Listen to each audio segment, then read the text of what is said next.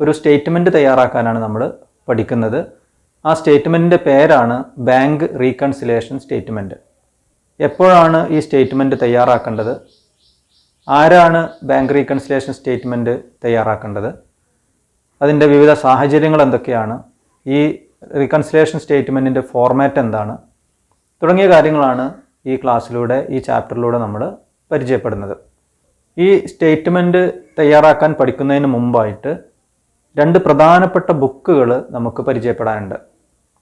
Cash book, ഒരു business സ്ഥാപനത്തിൽ നടക്കുന്ന റെസിപ്റ്റുകളും പേയ്മെൻറ്റുകളും രേഖപ്പെടുത്തി വെക്കാനുള്ള ബുക്കാണ് cash book. Double column cash ബുക്കാണ് ഇവിടെ നമ്മൾ ചർച്ച ചെയ്യുന്നത്. ഡബിൾ കോളം ക്യാഷ് ബുക്കിൻ്റെ പ്രത്യേകത എന്താണ്? അതിൻ്റെ റെസിപ്റ്റ് സൈഡിൽ 2 എമൗണ്ട് കോളങ്ങൾ വരും, പേയ്മെൻറ്റ് സൈഡിലും 2 എമൗണ്ട് കോളങ്ങൾ വരും. റെസിപ്റ്റ് സൈഡിലുള്ള 2 എമൗണ്ട് കോളങ്ങൾ യൂസ് ചെയ്യുന്നത് എന്തിനു വേണ്ടിയിട്ടാണ്? ക്യാഷ് റെസിപ്റ്റുകൾ രേഖപ്പെടുത്തുന്നതിന് വേണ്ടിയിട്ടും റെസിപ്റ്റ് ത്രൂ ബാങ്ക് വഴി നമുക്ക് കിട്ടുന്ന, അല്ലെങ്കിൽ നമ്മുടെ ബാങ്ക് അക്കൗണ്ട് ബാലൻസ് വർദ്ധിക്കുന്ന ചില റെസിപ്റ്റുകളുണ്ട്. അത്തരം റെസിപ്റ്റുകളാണ് റെസിപ്റ്റ് സൈഡിലുള്ള ബാങ്ക് കോളത്തിൽ രേഖപ്പെടുത്തേണ്ടത്. ദെൻ പേയ്മെൻറ്റ് സൈഡിലും 2 എമൗണ്ട് കോളങ്ങൾ വരുന്നുണ്ട്. ക്യാഷ് പേയ്മെൻറ്റുകൾ രേഖപ്പെടുത്താനുള്ളൊരു കോളം, ദെൻ ബൈ ചെക്ക്, അതല്ലെങ്കിൽ ബാങ്ക് മുഖേന നമ്മൾ കൊടുക്കുന്ന ബാങ്ക് ബാലൻസ് കുറയാൻ സാഹചര്യം ഉണ്ടാക്കുന്ന ചില ട്രാൻസാക്ഷൻസ് വരുന്നുണ്ട്. അത്തരം ട്രാൻസാക്ഷൻസ് ആണ് പേയ്മെൻറ്റ് സൈഡിലെ ബാങ്ക് കോളത്തിൽ രേഖപ്പെടുത്തുന്നത്. ഇപ്പോൾ ക്യാഷ് ബുക്കിൽ വരുന്ന, ഡബിൾ കോളം ക്യാഷ് ബുക്കിൽ വരുന്ന ട്രാൻസാക്ഷൻസിനെ കുറിച്ച് കൃത്യമായൊരു ധാരണ നമുക്കുണ്ടായിരിക്കണം. പ്രത്യേകിച്ചും അതിൽ ബാങ്ക് കോളത്തിൽ വരുന്ന ട്രാൻസാക്ഷൻസ് ആണ് ഈ സ്റ്റേറ്റ്മെൻറ്റ് തയ്യാറാക്കുന്നതിന് വേണ്ടിയിട്ട് നമ്മൾ പരിഗണിക്കുന്നത്. അപ്പോൾ cash book is prepared by the business entity. ഒരു ബിസിനസ് സ്ഥാപനം ആ ബിസിനസ്സിൽ നടക്കുന്ന റെസിപ്റ്റ്സും പേയ്മെൻറ്റ്സും രേഖപ്പെടുത്താൻ വേണ്ടി ഉപയോഗിക്കുന്ന, അല്ലെങ്കിൽ രേഖപ്പെടുത്തുന്ന ബുക്കിനെയാണ് ക്യാഷ് ബുക്ക് എന്ന് പറയുന്നത്. ഇനി രണ്ടാമത് നമ്മൾ അറിഞ്ഞിരിക്കേണ്ട ബുക്കാണ് passbook or bank statement. It is prepared by the bank to have a record of the customers banking transactions. ഒരു ബാങ്കിൽ അക്കൗണ്ട് തുടങ്ങിയിരിക്കുന്ന അക്കൗണ്ട് ഹോൾഡർക്ക് ബാങ്ക് നൽകുന്ന ഒരു ബുക്കാണ് പാസ്ബുക്ക്. പാസ്ബുക്കിൽ എന്ത് കാര്യങ്ങളാണ് രേഖപ്പെടുത്തുന്നത്? ഒരു ബാങ്കിൽ അക്കൗണ്ട് തുടങ്ങിയിട്ടുള്ള ഒരു വ്യക്തി, അതല്ലെങ്കിൽ ഒരു സ്ഥാപനം, ആ ബാങ്കുമായി നടത്തുന്ന എല്ലാ ട്രാൻസാക്ഷൻസും ഏത് ബുക്കിൽ രേഖപ്പെടുത്തുന്നുണ്ട്? ബാങ്ക് അവരുടെ ലെഡ്ജർ അക്കൗണ്ടുകളിൽ രേഖപ്പെടുത്തുന്നുണ്ട്. അതോടൊപ്പം തന്നെ അവരുടെ ബുക്കിൽ രേഖപ്പെടുത്തിയിട്ടുള്ള കാര്യങ്ങൾ, അതിൻ്റെ ഒരു കോപ്പി നമുക്ക് പ്രൊവൈഡ് ചെയ്യാണ്. നമ്മൾ ബാങ്കുമായിട്ട് നടക്കുന്ന ട്രാൻസാക്ഷൻസ് അവരവരുടെ ലെഡ്ജർ ബുക്കുകളിൽ രേഖപ്പെടുത്തുന്നുണ്ട്. അതിന് പുറമെ അവിടെ രേഖപ്പെടുത്തിയിട്ടുള്ള ട്രാൻസാക്ഷൻസ് ഒരു റെക്കോർഡ് കൂടി നമുക്ക് റെഫറൻസിന് വേണ്ടിയിട്ട് അവർ പ്രൊവൈഡ് ചെയ്യാണ്. ആ നടക്കുന്ന ട്രാൻസാക്ഷൻസ് എല്ലാം രേഖപ്പെടുത്തി നമുക്ക് തരുന്ന ബുക്കിനെ പറയുന്ന പേരാണ് പാസ്ബുക്ക്. ക്യാഷ് ബുക്കിലെ ബാങ്ക് കോളവും പാസ്ബുക്കും തമ്മിൽ കമ്പയർ ചെയ്ത് തയ്യാറാക്കുന്ന ഒരു സ്റ്റേറ്റ്മെൻ്റ് ആണ് ബാങ്ക് റീകൺസിലേഷൻ സ്റ്റേറ്റ്മെൻറ്റ്. ഇന്ന് നമ്മൾ പരിചയപ്പെടുന്നത് ബാങ്കും ഒരു ബിസിനസ് സ്ഥാപനവും തമ്മിൽ നടക്കുന്ന ട്രാൻസാക്ഷൻസ് അതെങ്ങനെയാണ് ക്യാഷ് ബുക്കിൽ രേഖപ്പെടുത്തുന്നത്, അതേസമയം അതെങ്ങനെയാണ് പാസ്ബുക്കിൽ രേഖപ്പെടുത്തുന്നത്. അങ്ങനെ ഈ 2 ബുക്കുകളും തമ്മിലുള്ള ഒരു പരിചയപ്പെടലാണ് ഇന്നത്തെ ക്ലാസ്സിലൂടെ ഞാൻ ഉദ്ദേശിക്കുന്നത്. നമുക്കാദ്യം ഡബിൾ കോളം ക്യാഷ് ബുക്ക് പരിചയപ്പെടാം. ഒരു ഡബിൾ കോളം ക്യാഷ് ബുക്കിൻ്റെ ഫോർമാറ്റൊക്കെ നമ്മൾ കഴിഞ്ഞ ക്ലാസ്സുകളിൽ ചർച്ച ചെയ്തതാണ്. ആ ഡീറ്റെയിൽസിലേക്ക് ഞാൻ പോകുന്നില്ല. ആദ്യം നമ്മൾ രേഖപ്പെടുത്തുന്നത് ഓപ്പണിംഗ് ബാലൻസ് ആണ്. ഇപ്പോൾ ബാങ്ക് ബാലൻസ് ആണെങ്കിൽ അതിൻ്റെ ബാലൻസ് രേഖപ്പെടുത്തേണ്ടത് റെസിപ്റ്റ് സൈഡിൽ ആദ്യം രേഖപ്പെടുത്തണം ബാലൻസ് ബ്രോട്ട് ഡൗൺ. ഈ എക്സാമ്പിളിൽ 5000 ആണ് ഓപ്പണിംഗ് ബാലൻസ് വരുന്നത് 2021 ഏപ്രിൽ 1-ന്. 2021 ഏപ്രിൽ 1-ന് നമ്മുടെ ബാങ്ക് അക്കൗണ്ടിൽ 5000 രൂപ ബാലൻസ് ഉണ്ട്. ദെൻ അതിനുശേഷം ഒരു ട്രാൻസാക്ഷൻ മുകളിൽ ഡിസ്പ്ലേ ചെയ്തിട്ടുണ്ട്. 2/4/2021 deposited cash into bank ₹1500. 1500 രൂപ നമ്മൾ ബാങ്കിലേക്ക് ഡെപ്പോസിറ്റ് ചെയ്തു. നമ്മൾ ബാങ്ക് കോളം മാത്രമാണ് ഇപ്പോൾ ഡിസ്കസ് ചെയ്യുന്നത്. ക്യാഷ് കോളം തൽക്കാലം നമ്മൾ യൂസ് ചെയ്യുന്നില്ല. ഈ ട്രാൻസാക്ഷൻ നമ്മൾ എവിടെയാണ് രേഖപ്പെടുത്തേണ്ടത്? ക്യാഷ് ബാങ്കിലേക്ക് ഡെപ്പോസിറ്റ് ചെയ്യാണ്, ബാങ്ക് ബാലൻസ് കൂടും. So it is a receipt, അല്ലേ? ബാങ്ക് ബാലൻസ് വർദ്ധിക്കുന്നുണ്ട്. അതുകൊണ്ട് നമുക്കത് റെസിപ്റ്റ് സൈഡിൽ രേഖപ്പെടുത്തണം. ഏത് കോളത്തിൽ എമൗണ്ട് എഴുതണം? ബാങ്ക് കോളത്തിൽ എമൗണ്ട് എഴുതണം. അപ്പോൾ 1-ാം തീയതി 5000 രൂപ ബാലൻസ് ഉണ്ടായിരുന്നു. 2-ാം തീയതി വീണ്ടും നമ്മൾ 1500 രൂപ ബാങ്കിലേക്ക് ഡെപ്പോസിറ്റ് ചെയ്തു. അങ്ങനെയാണെങ്കിൽ നമ്മുടെ ബാങ്ക് ബാലൻസ് വരുന്നത് എത്രയാണ്? 6500 രൂപയാണ് ബാങ്കിലെ ബാലൻസ് വരുന്നത്. അപ്പോൾ ഈ 2 എൻട്രികൾ എങ്ങനെയാണ് ഒരു പാസ്ബുക്കിൽ രേഖപ്പെടുത്തുന്നതെന്ന് നമുക്ക് മനസ്സിലാക്കാം. ഒരു പാസ്ബുക്കിൻ്റെ ഫോർമാറ്റാണ് ഡിസ്പ്ലേ ചെയ്തിട്ടുള്ളത്. ആ അക്കൗണ്ടിൻ്റെ നമ്പർ മുകളിൽ വരുന്നുണ്ട്. ഇതിൽ ഡേറ്റ് കോളം ഉപയോഗിക്കുന്നത് ഒരു ട്രാൻസാക്ഷൻ നടന്ന ഡേറ്റ് ഏതാണോ ആ ഡേറ്റ് ആണ് ഡേറ്റ് കോളത്തിൽ രേഖപ്പെടുത്തുന്നത്. ദെൻ പർട്ടിക്കുലേഴ്സ് കോളത്തിൽ ആ ട്രാൻസാക്ഷൻ്റെ ഡീറ്റെയിൽസ് അവർ രേഖപ്പെടുത്തും. ദെൻ ചെക്ക് ഉൾപ്പെടുന്ന ഒരു ട്രാൻസാക്ഷൻ ആണെങ്കിൽ അതിൻ്റെ ചെക്ക് നമ്പറാണ് മൂന്നാമത്തെ കോളത്തിൽ രേഖപ്പെടുത്തുന്നത്. ദെൻ നമ്മൾ ബാങ്കിൽ നിന്ന് വിഡ്രോ ചെയ്യുകയാണെങ്കിൽ അത് രേഖപ്പെടുത്താനുള്ള കോളാണ് നാലാമത്തെ കോളം. അതിനെ ഡെബിറ്റ് എമൗണ്ട് കോളം എന്ന് പറയാം. ദെൻ ക്യാഷ് ബാങ്കിലേക്ക് ഡെപ്പോസിറ്റ് ചെയ്യുകയാണെങ്കിൽ അത് രേഖപ്പെടുത്താനുള്ള കോളാണ് അടുത്ത column, credit amount column. Then ഓരോ ട്രാൻസാക്ഷൻ കഴിയുമ്പോഴും ആ അക്കൗണ്ട് ബാലൻസിൽ വരുന്ന മാറ്റങ്ങൾ രേഖപ്പെടുത്തുന്ന കോളാണ് ബാലൻസ് കോളം. അപ്പോൾ ഓരോ ട്രാൻസാക്ഷനും കഴിയുമ്പോൾ ബാങ്ക് അക്കൗണ്ടിൽ എത്ര രൂപ ബാലൻസ് ഉണ്ട് എന്ന് കാണിക്കുന്ന കോളാണ് ബാലൻസ്. ദെൻ എന്തെങ്കിലും റിമാർക്സുകൾ ഉണ്ടെങ്കിൽ അതാണ് ലാസ്റ്റ് കോളത്തിൽ രേഖപ്പെടുത്തുന്നത്. ഇപ്പോൾ ഇവിടെ നോക്കൂ, 1/4/2021 ഓപ്പണിംഗ് ബാലൻസ് 5000, 2/4 1500 രൂപ ഡെപ്പോസിറ്റ് ചെയ്തിട്ടുണ്ട്. ഇപ്പോൾ ഡേറ്റ് എഴുതിയിട്ടുണ്ട്, ക്യാഷ് ഡെപ്പോസിറ്റ് ആണ്, ക്യാഷ് എന്ന് പർട്ടിക്കുലേഴ്സ് കോളത്തിൽ രേഖപ്പെടുത്തിയിട്ടുണ്ട്. ദെൻ എമൗണ്ട് ഡെപ്പോസിറ്റഡ് അതല്ലെങ്കിൽ ക്രെഡിറ്റ് എമൗണ്ട് കോളത്തിൽ 1500 എന്ന് രേഖപ്പെടുത്തിയിട്ടുണ്ട്. അതോടുകൂടി നമ്മുടെ ബാലൻസ് എത്രയായിട്ട് വർദ്ധിച്ചിട്ടുണ്ട്? 6500 രൂപയായിട്ട് വർദ്ധിച്ചിട്ടുണ്ട്. ഇവിടെ നിങ്ങൾ ശ്രദ്ധിക്കേണ്ട ഒരു പ്രധാനപ്പെട്ട പോയിന്റ്, നമ്മൾ ബാങ്കിലേക്ക് ക്യാഷ് ഡെപ്പോസിറ്റ് ചെയ്തത് അത് രേഖപ്പെടുത്തിയത് ഡബിൾ കോളം ക്യാഷ് ബുക്കിലെ ഡെബിറ്റ് സൈഡിലാണ്, അതല്ലെങ്കിൽ ഡെബിറ്റ് എമൗണ്ട് കോളത്തിലാണ് 1500 റുപ്പീസ് രേഖപ്പെടുത്തിയത്. ബാങ്ക് ബാലൻസ് വർദ്ധിക്കുന്നു, മീൻസ് അസറ്റ് ഇൻക്രീസ് ചെയ്യുന്നു. ആ അസറ്റിനെ നമ്മൾ ഡെബിറ്റ് ചെയ്തു. ഡെബിറ്റ് എമൗണ്ട് കോളത്തിലാണ് 1500 രൂപ എഴുതിയിട്ടുള്ളത്. നമ്മുടെ അസറ്റ് ഇൻക്രീസ് ചെയ്യാണ്, ബാങ്കിലേക്ക് ഡെപ്പോസിറ്റ് ചെയ്യുമ്പോൾ നമ്മൾ അസറ്റ് ഇൻക്രീസ് ചെയ്യുന്നു. അപ്പോൾ ബാങ്ക് അക്കൗണ്ടിനെ നമ്മൾ ഡെബിറ്റ് ചെയ്യുന്നു. അതേസമയം ബാങ്കിൽ ഇതേ 1500 രൂപ അവർ രേഖപ്പെടുത്തിയത് ഏത് കോളത്തിലാണ്? Credit amount കോളത്തിലാണ്. എന്തുകൊണ്ടാണ് അവർ ക്രെഡിറ്റ് എമൗണ്ട് കോളത്തിൽ രേഖപ്പെടുത്തിയത്? ഇവിടെയാണ് നമ്മൾ മനസ്സിലാക്കേണ്ട ഏറ്റവും പ്രധാനപ്പെട്ട ഒരു പോയിന്റ് ഉള്ളത്. ബാങ്കിലേക്ക് നമ്മൾ ഡെപ്പോസിറ്റ് ചെയ്യുമ്പോൾ ആ ഡെപ്പോസിറ്റർക്ക്, വ്യക്തികളാണെങ്കിലും ബിസിനസ് സ്ഥാപനങ്ങളാണെങ്കിലും, ആ ഡെപ്പോസിറ്റർക്ക് അതൊരു അസറ്റായിട്ട് കണക്കാക്കാൻ കഴിയും. അപ്പോൾ 1500 രൂപ നമ്മുടെ കയ്യിൽ നിന്ന് ഈ ബാങ്ക് സ്വീകരിച്ചിട്ടുണ്ട്. അതിന് മുമ്പ് ഒരു 5000 രൂപ അവരുടെ കയ്യിൽ ബാലൻസ് ഉണ്ട്. അങ്ങനെ ബാങ്ക് അക്കൗണ്ടിൽ നമ്മുടെ ബാലൻസ് 6500 രൂപയാണ്. ഈ 6500 രൂപ ബാങ്ക് നമ്മൾ ആവശ്യപ്പെടുന്ന സമയത്ത് തിരിച്ചു തരണം. അപ്പം അങ്ങനെ തിരിച്ചു കൊടുക്കാനുള്ള എമൗണ്ട് ആണ് ബാങ്കിലുള്ള ഡെപ്പോസിറ്റുകളെല്ലാം. ഇപ്പോൾ ബാങ്കിനെ ബേസ് ചെയ്ത് പറയുകയാണെങ്കിൽ ഡെപ്പോസിറ്റായിട്ട് ക്യാഷ് സ്വീകരിച്ചു കഴിഞ്ഞാൽ അത് പിന്നീട് ഓൺ ഡിമാൻഡ് അത് ആ കസ്റ്റമർക്ക് അതല്ലെങ്കിൽ ആ ഡെപ്പോസിറ്റർക്ക് തിരിച്ചു കൊടുക്കണം. അതുകൊണ്ട് തന്നെ ഡെപ്പോസിറ്റുകളെ ബാങ്ക് എന്തായിട്ട് കണക്കാക്കണം? അതൊരു ലയബിലിറ്റി ആയിട്ട് കണക്കാക്കണം. ആരുടെ കയ്യിൽ നിന്നൊക്കെ ഡെപ്പോസിറ്റ് സ്വീകരിച്ചിട്ടുണ്ടോ അത് അവർ ആവശ്യപ്പെടുന്ന സമയത്ത് തിരിച്ചു കൊടുക്കേണ്ടതാണ്. So it is A liability. അപ്പോൾ ഡെപ്പോസിറ്റ് സ്വീകരിക്കും തോറും ലയബിലിറ്റി ഇൻക്രീസ് ചെയ്യും. ആരുടെ ലയബിലിറ്റി ഇൻക്രീസ് ചെയ്യും? ബാങ്കിൻ്റെ ലയബിലിറ്റി ഇൻക്രീസ് ചെയ്യും. അതുകൊണ്ടാണ് അവർ ക്രെഡിറ്റ് എമൗണ്ട് കോളത്തിൽ അത് രേഖപ്പെടുത്താൻ കാരണം. ലയബിലിറ്റി ഇൻക്രീസ് ചെയ്യുമ്പോൾ ക്രെഡിറ്റ് ചെയ്യണം. അപ്പോൾ ഓരോ ഡെപ്പോസിറ്ററും ബാങ്കിന് ഒരു ബാധ്യതയാണ്. അതേസമയം ഈ ഡെപ്പോസിറ്റർക്ക് ബാങ്കിലുള്ള ബാലൻസ് ഒരു അസറ്റാണ്. അപ്പോൾ ഈ കാര്യം നിങ്ങൾ പ്രത്യേകം ശ്രദ്ധിക്കുക. അതുപോലെ തന്നെ ബാങ്കിൽ നിന്ന് ലോൺ എടുത്തു കഴിഞ്ഞാൽ, ബാങ്കിൽ നിന്ന് വ്യക്തികളാണെങ്കിലും സ്ഥാപനങ്ങളാണെങ്കിലും ലോൺ എടുത്തു കഴിഞ്ഞാൽ ആ എമൗണ്ട് പിന്നീട് ബാങ്കിലേക്ക് തിരിച്ചു കൊടുക്കാനുള്ളതാണ്.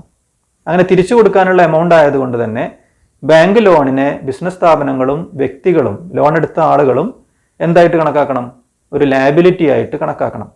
അതേസമയം ബാങ്ക് അതിൻ്റെ കസ്റ്റമേഴ്സിന് അതല്ലെങ്കിൽ അതിൻ്റെ ബിസിനസ് സ്ഥാപനങ്ങൾക്ക് ലോൺ പ്രൊവൈഡ് ചെയ്ത് കഴിഞ്ഞാൽ ആ കൊടുത്ത അത്രയും ലോണ് ആ ബിസിനസ് സ്ഥാപനത്തിൽ നിന്നും തിരിച്ചാർക്ക് കിട്ടാനുള്ളതാണ്? ബാങ്കിന് കിട്ടാനുള്ളതാണ്. അങ്ങനെ ലോൺ പ്രൊവൈഡ് ചെയ്ത് കഴിഞ്ഞാൽ അത്രയും എമൗണ്ട് ബാങ്കിന് കിട്ടാനുള്ളതായതുകൊണ്ട് തന്നെ അതിനെന്തായിട്ടാണ് ബാങ്ക് കണക്കാക്കുന്നത്? അതിന് അസറ്റായിട്ടാണ് കണക്കാക്കുന്നത്. ഇപ്പോൾ ബാങ്കിലേക്ക് ആളുകൾ ഡെപ്പോസിറ്റ് ചെയ്ത് കഴിഞ്ഞാൽ അത് ബാങ്കിനൊരു ബാധ്യതയാണ്. അതേസമയം ബാങ്ക് ആർക്കെങ്കിലും ലോൺ പ്രൊവൈഡ് ചെയ്തിട്ടുണ്ടെങ്കിൽ അത് അവർക്ക് തിരിച്ചു കിട്ടാനുള്ള എമൗണ്ട് ആണ് എന്നുള്ളത് കൊണ്ട് തന്നെ അവരത് എന്തായിട്ട് കണക്കാക്കുന്നുണ്ട്? അത് ലയബിലിറ്റി ആയിട്ടാണ് കണക്കാക്കുന്നത്. ഇനി നമുക്ക് മറ്റൊരു ട്രാൻസാക്ഷൻ പരിചയപ്പെടാം. 2/4/2021 cheque received from Sunil ₹4000 and deposited to bank. Cheque number 12345. 2/4/2021 സുനിലിൻ്റെ കയ്യിൽ നിന്ന് 4000 രൂപയുടെ ചെക്ക് നമുക്ക് കിട്ടിയിട്ടുണ്ട്. ആ ചെക്ക് അതേ ദിവസം തന്നെ നമ്മൾ എവിടെ ഡെപ്പോസിറ്റ് ചെയ്തു? ബാങ്കിൽ ഡെപ്പോസിറ്റ് ചെയ്തു. ആ ട്രാൻസാക്ഷൻ നമ്മൾ ഡബിൾ കോളം ക്യാഷ് ബുക്കിൽ എവിടെ രേഖപ്പെടുത്തും? അത്രയും എമൗണ്ട് നമ്മൾ അല്ലെങ്കിൽ ആ ചെക്ക് നമ്മൾ ബാങ്കിലേക്ക് ഡെപ്പോസിറ്റ് ചെയ്യുന്നതോടുകൂടി ബാങ്കിലെ ബാലൻസ് ആണ് ഇൻക്രീസ് ചെയ്യുന്നത്. അതുകൊണ്ട് തന്നെ അത് ഒരു ഡെപ്പോസിറ്റ് ആയിട്ട് നമുക്ക് കണക്കാക്കാൻ പറ്റും. അത് ബാങ്ക് കോളത്തിൽ ഡെബിറ്റ് സൈഡിലാണ് രേഖപ്പെടുത്തേണ്ടത്. Date 2/4/2021. Sunil cheque number note ചെയ്തിട്ടുണ്ട്. 12345 4000 രൂപ ഡെപ്പോസിറ്റ് ചെയ്തു. അങ്ങനെ വരുമ്പോൾ നമ്മുടെ ബാലൻസ് വീണ്ടും ഇൻക്രീസ് ചെയ്തു അല്ലേ? 6500 രൂപ ബാലൻസ് ഉണ്ടായിരുന്ന ബാങ്കിലേക്ക് വീണ്ടും 4000 രൂപയുടെ ചെക്ക് കൂടി ഡെപ്പോസിറ്റ് ചെയ്യുമ്പോൾ ആസ് പെർ അവർ അക്കൗണ്ട്സ് നമ്മുടെ ബാലൻസ് എത്രയായിട്ട് ഇൻക്രീസ് ചെയ്തിട്ടുണ്ട്? 10500 രൂപയായിട്ട് ഇൻക്രീസ് ചെയ്തിട്ടുണ്ട്. ഈ ട്രാൻസാക്ഷൻ എപ്പോഴാണ്, എങ്ങനെയാണ് പാസ്ബുക്കിൽ വരുന്നതെന്ന് നമുക്കൊന്ന് നോക്കാം. 2/4/2021 ഈ ചെക്ക് നമ്മൾ ബാങ്കിലേക്ക് കൊടുത്തിട്ടുള്ളത്. അതേ ഡേറ്റിൽ തന്നെ ആ ട്രാൻസാക്ഷൻ നമ്മൾ ക്യാഷ് ബുക്കിൽ രേഖപ്പെടുത്തിയിട്ടുണ്ട്. ഇനി പാസ്ബുക്ക് നോക്കൂ. പാസ്ബുക്കിൽ ആ ട്രാൻസാക്ഷൻ 2/4/2021 നമ്മൾ രേഖപ്പെടുത്തിയിട്ടുള്ള ട്രാൻസാക്ഷൻ പാസ്ബുക്കിൽ രേഖപ്പെടുത്തിയത് 4/4/2021. എന്തുകൊണ്ടാണ് ഈ ഡേറ്റിൽ ഡിഫറൻസ് വരാനുള്ള കാരണം? ക്യാഷ് ഡെപ്പോസിറ്റ് ചെയ്യുകയാണെങ്കിൽ നമ്മൾ ഡെപ്പോസിറ്റ് ചെയ്യുന്ന ഡേറ്റിൽ തന്നെ ആ ട്രാൻസാക്ഷൻ നമുക്ക് പാസ്ബുക്കിലും കാണാൻ കഴിയും. ചെക്കാണ് ഡെപ്പോസിറ്റ് ചെയ്യുന്നതെങ്കിൽ നമ്മൾ ഡെപ്പോസിറ്റ് ചെയ്ത ഡേറ്റിൽ നിന്നും വ്യത്യസ്തമായിട്ടുള്ള ഒരു ഡേറ്റ് ആവാനുള്ള സാധ്യത ഉണ്ട്. എവിടെ? പാസ്ബുക്കിൽ. എന്താണ് കാരണം? നമ്മൾ കൊടുക്കുന്ന ചെക്ക് ആ ഡേറ്റിൽ തന്നെ ക്യാഷായി മാറുന്നില്ല. നമ്മൾ കൊടുത്തിട്ടുള്ള ചെക്ക് അവരത് കളക്ഷൻ അയച്ച് ആ ചെക്കിലുള്ള ബാങ്ക് അക്കൗണ്ടിലേക്ക് അത് കളക്ഷൻ അയച്ച് ആ കസ്റ്റമറുടെ അക്കൗണ്ടിൽ നിന്ന് അത്രയും എമൗണ്ട് കളക്ട് ചെയ്തതിന് ശേഷം മാത്രമാണ് ബാങ്ക് നമ്മുടെ അക്കൗണ്ടിൽ അതിനുള്ള ക്രെഡിറ്റ് അനുവദിക്കുന്നത്. നമ്മൾ 2-ാം തീയതി ബാങ്കിലേക്ക് ചെക്ക് കൊടുത്തു. ആ ചെക്ക് അവർ കളക്ഷൻ അയച്ചു. 4-ാം തീയതിയാണ് അവർക്ക് അതിൻ്റെ കളക്ഷൻ കിട്ടിയിട്ടുള്ളത്. അപ്പോൾ 4-ാം തീയതി ആ എമൗണ്ട് അവർ അവിടെ ഡെപ്പോസിറ്റായിട്ട് രേഖപ്പെടുത്തിയിട്ടുണ്ട്. 4000 രൂപ ഡെപ്പോസിറ്റിൽ എഴുതിയിട്ടുണ്ട്. ബാലൻസ് എമൗണ്ട് 10500 രൂപയായിട്ട് വർദ്ധിച്ചിട്ടുണ്ട്. ഇനി മറ്റൊരു ട്രാൻസാക്ഷൻ നോക്കൂ. Cash withdrawn from bank ₹1000. 10-ാം തീയതി ബാങ്കിൽ നിന്ന് 1000 രൂപ വിഡ്രോ ചെയ്തു. ബാങ്കിൽ നിന്ന് വിഡ്രോ ചെയ്യുമ്പോൾ ബാങ്ക് ബാലൻസ് കുറയും അല്ലേ? അപ്പോൾ അത് പേയ്മെൻറ്റ് സൈഡിലാണ് വരുന്നത്. ബാങ്ക് കോളത്തിലെ എമൗണ്ട് 1000 രേഖപ്പെടുത്തണം. അങ്ങനെ ബാങ്കിൽ നിന്ന് 1000 രൂപ വിഡ്രോ ചെയ്യുന്നതോടുകൂടി നമ്മുടെ ബാലൻസ് റെഡ്യൂസ് ചെയ്യും. 10500 രൂപ ബാലൻസ് ഉണ്ടായിരുന്ന അക്കൗണ്ടിൽ നിന്ന് 1000 രൂപ വിഡ്രോ ചെയ്യുമ്പോൾ ബാലൻസ് 9500 രൂപയായിട്ട് കുറയുന്നുണ്ട്. ഇത് പാസ്ബുക്കിൽ വരുന്നത് എങ്ങനെയാണെന്ന് നോക്കാം. സെയിം ഡേറ്റിൽ തന്നെ അവർ രേഖപ്പെടുത്തിയിട്ടുണ്ട്. 1000 രൂപ വിഡ്രോ ചെയ്തു എന്നവർ കാണിച്ചിട്ടുണ്ട്. 9500 രൂപ ബാലൻസ് വരുന്നുണ്ട്. മറ്റൊരു ട്രാൻസാക്ഷൻ നോക്കൂ. 15/4/2021 cheque issued to Rohit ₹2500. Cheque number 5552. ഇപ്പോൾ രോഹിത് എന്ന് പറയുന്ന ഒരു ക്രെഡിറ്റർക്ക് നമ്മൾ ക്യാഷ് കൊടുക്കാനുണ്ട്. ഇപ്പോൾ ക്യാഷ് കൊടുക്കുന്നതിന് പകരം 2500 രൂപയുടെ ചെക്കാണ് നമ്മൾ ഇഷ്യൂ ചെയ്തത്. ചെക്കാണ് നമ്മൾ അയാൾക്ക് കൊടുത്തിട്ടുള്ളത്. അങ്ങനെ ചെക്ക് കൊടുത്തു കഴിഞ്ഞാൽ അത്രയും എമൗണ്ട് നമ്മുടെ ബാങ്ക് അക്കൗണ്ടിൽ നിന്നാണ് പേയ്മെൻറ്റ് പോകുന്നത്. അത് കാണിക്കേണ്ടത് പേയ്മെൻറ്റ് സൈഡിലാണ്. രോഹിത് 2500. അങ്ങനെ 9500 രൂപ ബാലൻസ് ഉള്ള അക്കൗണ്ടിലേക്ക് 2500 രൂപയുടെ ചെക്ക് നമ്മൾ പേയ്മെൻറ്റ് നടത്തി കഴിഞ്ഞാൽ നമ്മുടെ ബാലൻസ് വീണ്ടും കുറയും. ബാലൻസ് ആയിട്ട് വരുന്നത് 7000. ഇപ്പോൾ 15-ാം തീയതിയാണ് രോഹിത്തിന് നമ്മൾ 2500 രൂപയുടെ ചെക്ക് കൊടുത്തിട്ടുള്ളത്. ഇനി എന്നാണോ രോഹിത് ഈ ചെക്കും നമ്മുടെ ബാങ്കിൽ നിന്ന് കളക്ട് ചെയ്യുന്നത്, ആ ക്യാഷ് കളക്ട് ചെയ്യുന്നത്, ആ ഡേറ്റിൽ മാത്രമാണ് നമ്മുടെ പാസ്ബുക്കിൽ ഈ ട്രാൻസാക്ഷൻ രേഖപ്പെടുത്തുന്നത്. ഇപ്പോൾ പാസ്ബുക്കിൽ അത് എന്നാണ് വന്നിട്ടുള്ളതെന്ന് നമുക്കൊന്ന് നോക്കാം. നോക്കൂ, 20/4/2021. ഇപ്പോൾ 15/4/2021 നമ്മൾ രോഹിത്തിന് കൊടുത്തിട്ടുള്ള ചെക്ക് രോഹിത് ബാങ്കിൽ നിന്ന് അത് ക്യാഷ് ചെയ്തിട്ടുള്ളത് എന്നാണ് 20/4/2021. അതിൻ്റെ ചെക്ക് നമ്പർ എഴുതിയിട്ടുണ്ട്. വിഡ്രോവൽ കോളത്തിൽ 2500 വരുന്നുണ്ട്. ബാലൻസ് 7000. Bank charges ₹250. 30/4/2021 ബാങ്ക് നമ്മുടെ അക്കൗണ്ടിൽ നിന്ന് 250 രൂപ ഒരു സർവീസ് ചാർജ് അവർ കുറച്ച് എഴുതിയിട്ടുണ്ട്. നമ്മൾ ബാങ്ക് അക്കൗണ്ടിലെ ബാലൻസ് കുറയാണ് ചെയ്യുന്നത്. ഇത് പേയ്മെൻറ്റ് സൈഡിലാണ് രേഖപ്പെടുത്തേണ്ടത്. വീണ്ടും നമ്മുടെ ബാലൻസ് റെഡ്യൂസ് ചെയ്യും. 7000 രൂപ ബാലൻസ് ഉണ്ടായിരുന്നു. 250 രൂപ സർവീസ് ചാർജ് അവർ ഈടാക്കിയിട്ടുണ്ട്. അതോടുകൂടി നമ്മുടെ ബാലൻസ് എത്രയായിട്ട് കുറഞ്ഞു? 6750 രൂപയായിട്ട് കുറഞ്ഞു. ഇതെവിടെയും രേഖപ്പെടുത്തിയിട്ടുണ്ടാവും, പാസ്ബുക്കിലും രേഖപ്പെടുത്തിയിട്ടുണ്ട്. 34 ATM സർവീസ് ചാർജാണ്. 250 രൂപ വിഡ്രോവൽ കോളത്തിൽ അല്ലെങ്കിൽ ഡെബിറ്റ് കോളത്തിൽ രേഖപ്പെടുത്തിയിട്ടുണ്ട്. Balance 6750. Then interest credited by bank ₹150. 34-ന് നമ്മുടെ ഡെപ്പോസിറ്റിനുള്ള ഇൻട്രസ്റ്റ് അവർ പ്രൊവൈഡ് ചെയ്തിട്ടുണ്ട്. അത് നമുക്കൊരു ഇങ്കാണ് അല്ലെ, ഒരു റെസിപ്റ്റ് ആണ്. അത് റെസിപ്റ്റ് സൈഡിലാണ് കാണിക്കേണ്ടത്. അങ്ങനെ ഒരു ഇൻട്രസ്റ്റ് നമുക്ക് കിട്ടുന്ന സമയത്ത് അത് ബാങ്ക് അക്കൗണ്ടിലെ ബാലൻസ് ഇൻക്രീസ് ചെയ്യും. നമ്മുടെ ബാലൻസ് 6900 ആയിട്ട് വർദ്ധിച്ചിട്ടുണ്ട്. 6750 ആയിരുന്നു ബാലൻസ് ഉണ്ടായിരുന്നത്. അത് 6900 ആയിട്ട് ഇൻക്രീസ് ചെയ്തിട്ടുണ്ട്. ഇതേ ട്രാൻസാക്ഷൻ പാസ്ബുക്കിൽ നമുക്ക് കാണാൻ കഴിയും. പാസ്ബുക്കിൽ ഇൻട്രസ്റ്റ് എഴുതിയിട്ടുണ്ട്. 150 രൂപ ഡെപ്പോസിറ്റ് ആയിട്ടാണ്, അല്ലെങ്കിൽ അത് അക്കൗണ്ടിൽ ക്രെഡിറ്റ് ആണ് ചെയ്തിട്ടുള്ളത്. നമ്മുടെ ബാലൻസ് എത്രയായിട്ട് കൂടിയിട്ടുണ്ട്? 6900 ആയിട്ട് വർദ്ധിച്ചിട്ടുണ്ട്. ഈ പാസ്ബുക്കിൽ നിങ്ങൾ ശ്രദ്ധിക്കേണ്ടത് ഡെബിറ്റ് കോളത്തിൽ വരുന്നതൊക്കെ നമ്മുടെ വിഡ്രോവൽസ് ആണ്. അതല്ലെങ്കിൽ നമ്മുടെ അക്കൗണ്ടിൽ ബാലൻസ് കുറയുന്ന സാഹചര്യങ്ങളാണ് ഡെബിറ്റ് എമൗണ്ട് കോളത്തിൽ രേഖപ്പെടുത്തുന്നത്. ക്രെഡിറ്റ് എമൗണ്ട് കോളത്തിൽ രേഖപ്പെടുത്തുന്നതൊക്കെ ബാലൻസ് വർദ്ധിക്കുന്ന സാഹചര്യങ്ങളാണ്. നമ്മൾ ഡെപ്പോസിറ്റ് ചെയ്യുന്ന സമയത്ത്, ചെക്ക് ഡെപ്പോസിറ്റ് ചെയ്യുമ്പോൾ, ക്യാഷ് ഡെപ്പോസിറ്റ് ചെയ്യുമ്പോഴൊക്കെയാണ് നമ്മുടെ ക്രെഡിറ്റ് കോളത്തിൽ, പാസ്ബുക്കിലെ ക്രെഡിറ്റ് കോളത്തിൽ എമൗണ്ട് രേഖപ്പെടുത്തുന്നത്. അതിൻ്റെ ബാലൻസ് 6900. ഇപ്പോൾ ഏപ്രിൽ മാസത്തെ എല്ലാ ട്രാൻസാക്ഷൻസും 2 ബുക്കുകളിലും കൃത്യമായി രേഖപ്പെടുത്തിയിട്ടുണ്ട്. 2 ബുക്കുകളിലെയും ബാലൻസ് ഈക്വൽ ആണ് 6900. അപ്പോൾ നമ്മൾ ചർച്ച ചെയ്തിട്ടുള്ള ഈ ട്രാൻസാക്ഷനിൽ 2 ട്രാൻസാക്ഷനാണ് നമ്മൾ ഡേറ്റ് മാറിയതായിട്ട് കണ്ടത്. ചെക്ക് ഡെപ്പോസിറ്റ് ചെയ്ത സമയത്ത് നമ്മൾ ഡെപ്പോസിറ്റ് ചെയ്ത സെയിം ഡേറ്റിലല്ല അത് പാസ്ബുക്കിൽ രേഖപ്പെടുത്തിയിട്ടുള്ളത്. അതുപോലെ തന്നെ നമ്മൾ ചെക്ക് പേയ്മെൻറ്റ് നടത്തിയപ്പോൾ, നമ്മളൊരു സപ്ലയർക്ക് അല്ലെങ്കിൽ ഒരു ക്രെഡിറ്റർക്ക് ചെക്ക് പേയ്മെൻറ്റ് നടത്തുന്ന സമയത്ത് അത് നമ്മൾ രേഖപ്പെടുത്തിയ ഡേറ്റിലല്ല നമ്മൾ എവിടെ കണ്ടത്? പാസ്ബുക്കിൽ കണ്ടത്. ഒരു എക്സാമ്പിൾ പറയുകയാണെങ്കിൽ, ഇപ്പോൾ രോഹിത് എന്ന് പറയുന്ന ആ സപ്ലയർക്ക് അല്ലെങ്കിൽ ആ ക്രെഡിറ്റർക്ക് 15/4/2021 2500 രൂപയുടെ ചെക്ക് നമ്മൾ ഇഷ്യൂ ചെയ്തത്, ചെക്ക് നമ്മൾ കൊടുത്തത്. ആ ഡേറ്റിൽ തന്നെ അത് എവിടെ രേഖപ്പെടുത്തിയിട്ടുണ്ട്? ഡബിൾ കോളം ക്യാഷ് ബുക്കിൽ പേയ്മെൻറ്റ് കോളത്തിൽ ആ കാര്യം രേഖപ്പെടുത്തിയിട്ടുണ്ട്.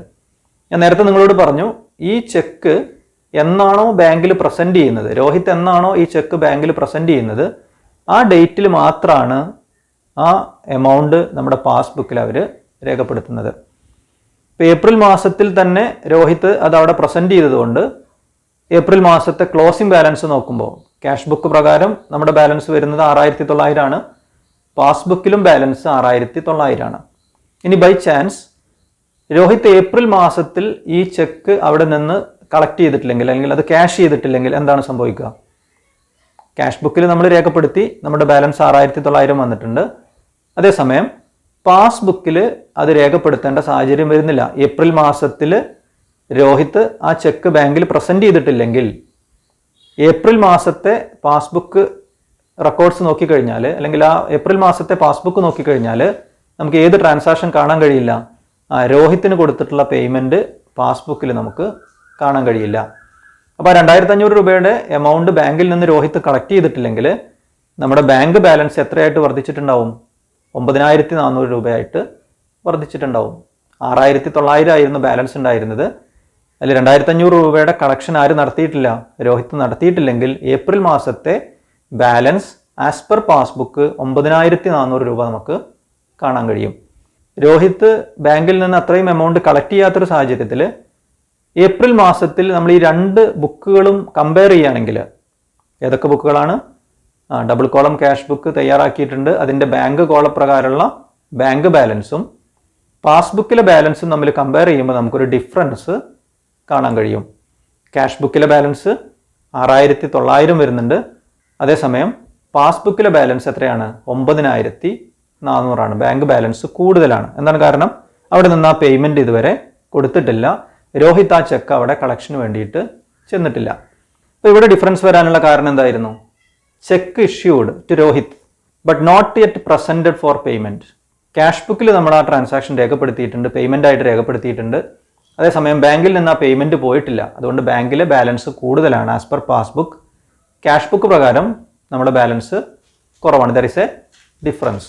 അപ്പോൾ ഇത്തരത്തിൽ ഡിഫറൻസ് വരാനുള്ള കുറേയധികം സാഹചര്യങ്ങളുണ്ട്.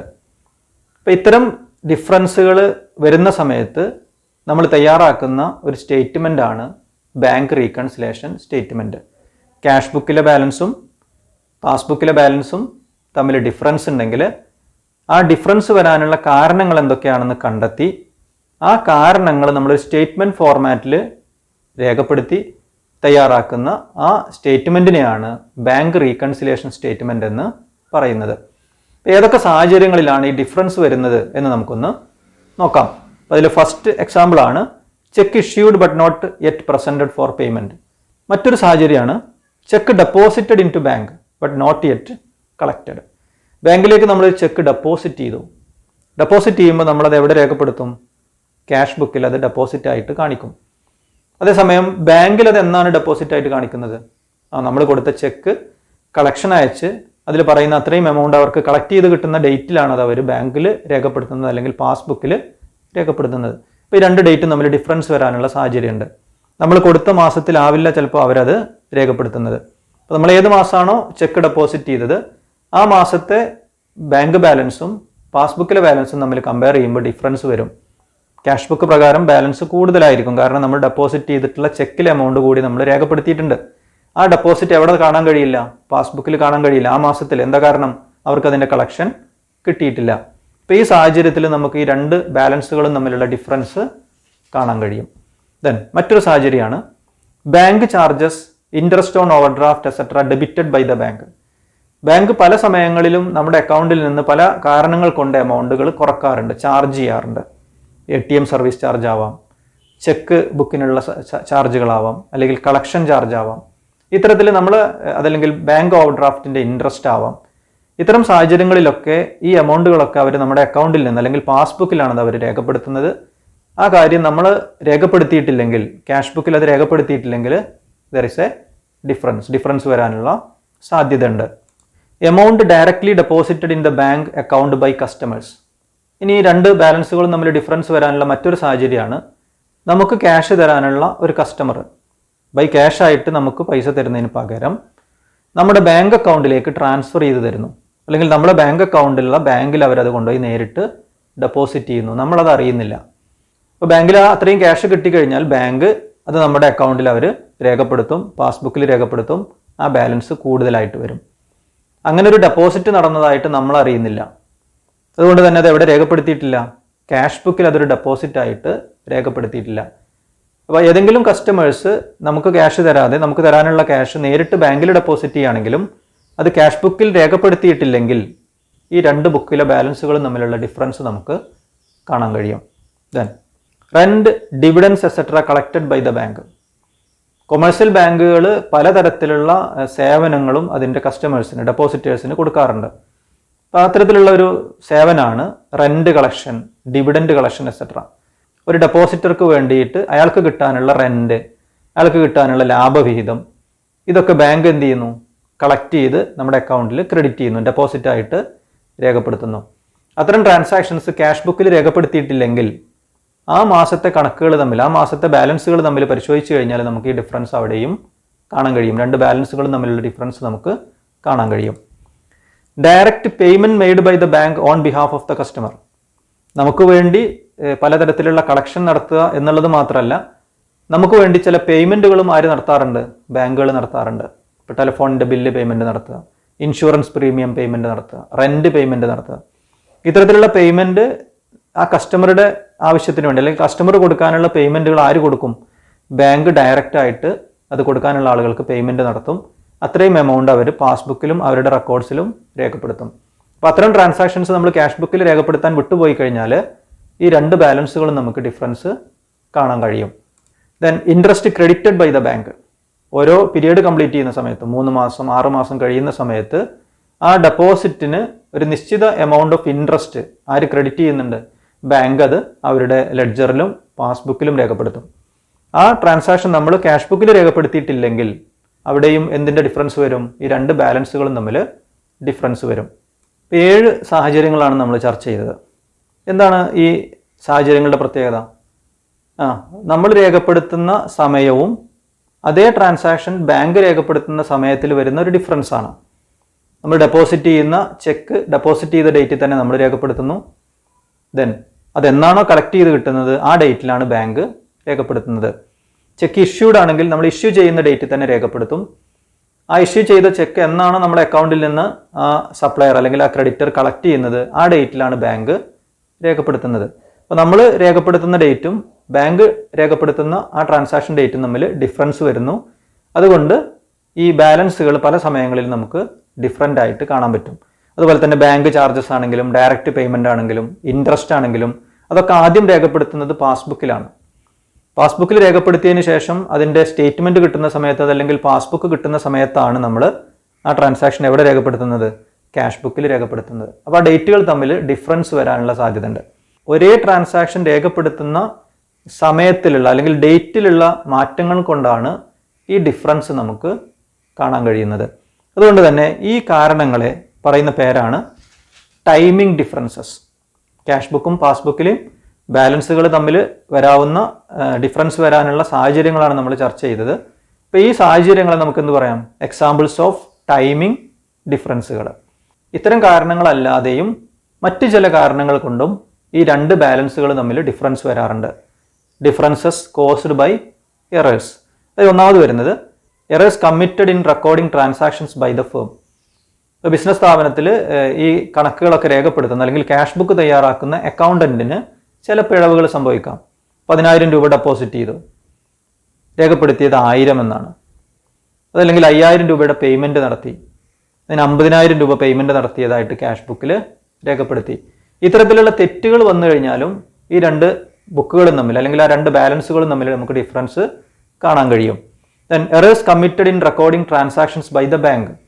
ഇപ്പോൾ ബാങ്കിലെ സ്റ്റാഫ് അല്ലെങ്കിൽ ബാങ്കിലെ ആ അക്കൗണ്ടന്റിനും ചില തെറ്റുകൾ സംഭവിക്കാം. നമ്മൾ ഡെപ്പോസിറ്റ് ചെയ്യുന്ന എമൗണ്ടിൽ നിന്ന് വ്യത്യസ്തമായിട്ടുള്ള ഒരു എമൗണ്ട് അവിടെ രേഖപ്പെടുത്തി കഴിഞ്ഞാൽ ഈ ബാലൻസുകൾ തമ്മിൽ ഡിഫറൻസ് വരും. അപ്പോൾ ഈ രണ്ട് പിഴവുകൾ കാരണവും ഈ രണ്ട് ബാലൻസുകളും നമുക്ക് ഡിഫറൻസ് കാണാൻ കഴിയും. ഏതൊക്കെ ബാലൻസുകൾ തമ്മിലാണ് ഡിഫറൻസ് കാണുന്നത്? ക്യാഷ് ബുക്കിലെ ബാങ്ക് കോളം പ്രകാരമുള്ള ബാങ്ക് ബാലൻസും പാസ്ബുക്ക് പ്രകാരമുള്ള ബാങ്ക് ബാലൻസും തമ്മിൽ ഡിഫറൻസ് നമുക്ക് കാണാൻ കഴിയും. പ്രധാനമായിട്ടും ഈ കാരണങ്ങളെ നമുക്ക് രണ്ടായിട്ട് ക്ലാസിഫൈ ചെയ്യാം. ഒന്ന്, timing differences on recording the transactions. രണ്ട്, errors made by the business or by the bank. അപ്പോൾ ഈ സാഹചര്യത്തിൽ ഈ ഡിഫറൻസുകൾ കണ്ടെത്തി അല്ലെങ്കിൽ ആ ഡിഫറൻസിനുള്ള കാരണങ്ങൾ കണ്ടെത്തിയിട്ട് ആ കാരണങ്ങൾ നമ്മളൊരു സ്റ്റേറ്റ്മെൻറ്റ് രൂപത്തിൽ രേഖപ്പെടുത്തുമ്പോൾ ആ സ്റ്റേറ്റ്മെൻറ്റിനെ പറയുന്ന പേരാണ് bank reconciliation statement. Bank reconciliation statement is a statement, it is not an account.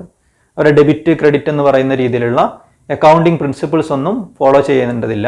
It is a statement prepared to find out the causes of differences between cash book balance and passbook balance. അപ്പോൾ cash book ബാലൻസും passbook ബാലൻസും തമ്മിൽ difference നമുക്ക് കാണുകയാണെങ്കിൽ ആ ഡിഫറൻസിനുള്ള കാരണങ്ങൾ കണ്ടെത്തി അതൊരു സ്റ്റേറ്റ്മെൻറ്റ് രൂപത്തിൽ പ്രസൻറ്റ് ചെയ്യുകയാണെങ്കിൽ ആ സ്റ്റേറ്റ്മെൻറ്റിന് പറയുന്ന പേരാണ് bank reconciliation statement. Then bank reconciliation സ്റ്റേറ്റ്മെൻറ്റുമായി ബന്ധപ്പെട്ട് അറിഞ്ഞിരിക്കേണ്ട പ്രധാനപ്പെട്ട ചില പോയിന്റുകളാണ്. ഒന്ന്, it is a statement prepared by the business entity. ഇപ്പോൾ ബാങ്ക് റീകൺസിലിയേഷൻ സ്റ്റേറ്റ്മെൻറ്റ് തയ്യാറാക്കുന്നത് ബിസിനസ് സ്ഥാപനങ്ങളാണ്. അവരുടെ ക്യാഷ് ബുക്കിൽ പ്രകാരമുള്ള ബാങ്ക് ബാലൻസും ബാങ്കിൽ നിന്ന് കിട്ടിയിട്ടുള്ള പാസ്ബുക്കിലുള്ള ബാലൻസും തമ്മിൽ ഡിഫറൻസ് കാണുകയാണെങ്കിൽ അവർ തയ്യാറാക്കുന്ന ഒരു സ്റ്റേറ്റ്മെൻ്റ് ആണ്, ബിസിനസ് തയ്യാറാക്കുന്ന ഒരു സ്റ്റേറ്റ്മെൻ്റ് ആണ് ബാങ്ക് റീകൺസിലിയേഷൻ സ്റ്റേറ്റ്മെൻറ്റ്. അതിൽ ചെയ്യുന്നത് matching the bank balance as per cash book and the passbook. ഇവിടെ രണ്ട് ബാലൻസുകൾ തമ്മിൽ കമ്പയർ ചെയ്യാണ് ചെയ്യുന്നത്. ക്യാഷ് ബുക്കിലെ ബാങ്ക് ബാലൻസും പാസ്ബുക്ക് പ്രകാരമുള്ള ബാങ്ക് ബാലൻസും തമ്മിൽ കമ്പയർ ചെയ്യുന്നു. Then find out the differences between the balances. ഈ ബാലൻസുകൾ തമ്മിലുള്ള ഡിഫറൻസുകൾ എന്താണ്, ദെൻ അതിനുള്ള കാരണങ്ങൾ എന്താണെന്ന് നമ്മൾ കണ്ടെത്തണം. ആ രണ്ട് സ്റ്റേറ്റ്മെൻറ്റുകളും അല്ലെങ്കിൽ ആ രണ്ട് ബുക്കുകളും പരസ്പരം കമ്പയർ ചെയ്ത് നമ്മളതിൻ്റെ തെറ്റിനുള്ള കാരണങ്ങൾ നമ്മൾ കണ്ടെത്തുന്നു. ഏതൊക്കെ ട്രാൻസാക്ഷൻസ് ആണ് ഏതൊക്കെ ബുക്കിലാണ് രേഖപ്പെടുത്താൻ വിട്ടുപോയിട്ടുള്ളത്, ഏതൊക്കെ ട്രാൻസാക്ഷൻസ് രേഖപ്പെടുത്തിയപ്പോഴാണ് തെറ്റ് സംഭവിച്ചിട്ടുള്ളത്, ആ കാരണങ്ങളെല്ലാം നമ്മൾ കണ്ടെത്തുന്നു. ദെൻ പിന്നീട് അറിഞ്ഞിരിക്കേണ്ട ഒരു പ്രധാനപ്പെട്ട point, bank reconciliation statement is not a part of accounting process. ഇത് അക്കൗണ്ടിങ് പ്രോസസ്സിൻ്റെ ഭാഗമായിട്ട് വരുന്നതല്ല. നമ്മൾ റെക്കോർഡിംഗ്, ക്ലാസിഫയിങ്, സമ്മറൈസിങ് എന്നൊക്കെ പറയുന്ന ആ പ്രോസസ്സിൽ വരുന്ന ഒരു പ്രോസസ്സല്ല. It is a preparation of a statement. It is prepared at a particular date. സാധാരണയായിട്ട് ഒരു പർട്ടിക്കുലർ മാസത്തേക്കുള്ള അല്ലെങ്കിൽ ഒരു വർഷത്തേക്കുള്ള സ്റ്റേറ്റ്മെൻറ്റുകളാണ് തയ്യാറാക്കാറുള്ളത്. Then its preparation is not mandatory. ഇതിൻ്റെ preparation as per law it is not mandatory. ഇത് നിർബന്ധമായിട്ടും മസ്റ്റായിട്ടും ചെയ്യേണ്ട ഒരു സ്റ്റേറ്റ്മെൻ്റ് അല്ല. ഇങ്ങനെ ഡിഫറൻസ് കണ്ടെത്തി കഴിഞ്ഞാൽ ആ ഡിഫറൻസിനുള്ള കാരണങ്ങൾ കണ്ടെത്തി അതൊരു സ്റ്റേറ്റ്മെന്റ് രൂപത്തിൽ രേഖപ്പെടുത്തുകയാണെങ്കിൽ അതിനെ നമുക്ക് ബാങ്ക് റീകൺസിലേഷൻ സ്റ്റേറ്റ്മെന്റ് എന്ന് പറയാം. അതിൻ്റെ പ്രിപ്പറേഷൻ എന്ന് പറയുന്നത് ഇറ്റ് ഈസ് നോട്ട് മാൻഡേറ്ററി. നമ്മുടെ കയ്യിൽ 2 ബുക്കുകളുണ്ട്. ഒന്ന് ക്യാഷ് ബുക്ക്, മറ്റൊന്ന് പാസ്ബുക്ക്. ക്യാഷ് ബുക്കിൽ ഒരു പർട്ടിക്കുലർ മന്തിലെ എല്ലാ ട്രാൻസാക്ഷൻസും നമ്മൾ അപ്ഡേറ്റ് ചെയ്ത് വെച്ചിട്ടുണ്ട്. ദെൻ ആ ഡേറ്റ് വരെയുള്ള പാസ്ബുക്കും നമ്മൾ അപ്ഡേറ്റ് ആയിട്ട് വാങ്ങിയിട്ടുണ്ട്. അതല്ലെങ്കിൽ ബാങ്ക് സ്റ്റേറ്റ്മെൻറ്റ് നമ്മുടെ കയ്യിലുണ്ട്.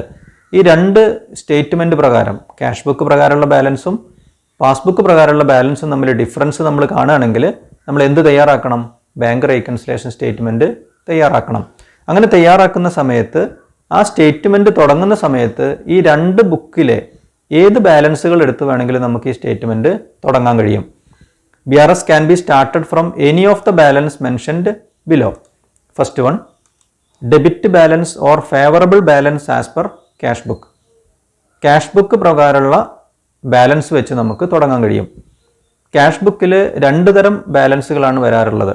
Debit balance or credit balance and favourable balance or unfavourable balance.